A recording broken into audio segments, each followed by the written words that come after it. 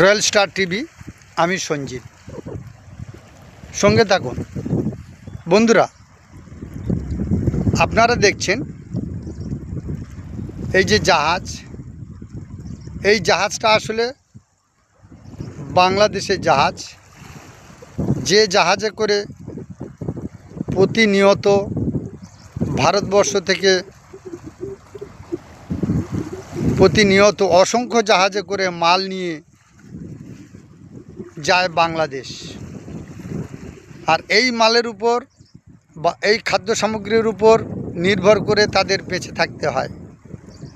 এই মাল যাওয়া এক সপ্তাহ বন্ধ হলে তারা না খেয়ে মারা যাবে।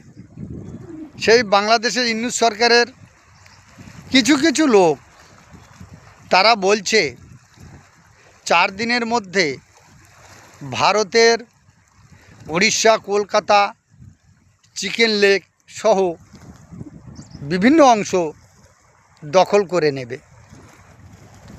ভাবুন তো বন্ধুরা, এই মাল যাওয়া বন্ধ হলে বা ভারত থেকে যদি এই মাল দেওয়া বন্ধ করে দেয়, তাহলে বাংলাদেশে পরিণতি কী হবে সেটা কি তারা জানে?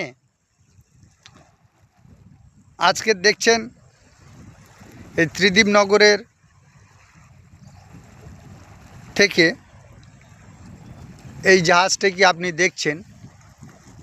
এই জাহাজ মূলত কলকাতা খিদিরপুর থেকে এই নদী পথে, এই বিদ্যাধরী নদী দিয়ে এরা বাংলাদেশের দিকে যায়।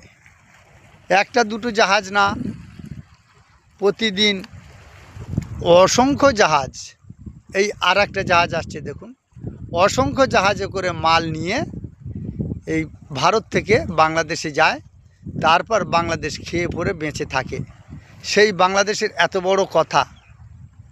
দর্শক বন্ধুরা, সঙ্গে থাকুন। আর আপনারা কি বলবেন, যা বলার কমেন্টে বলুন।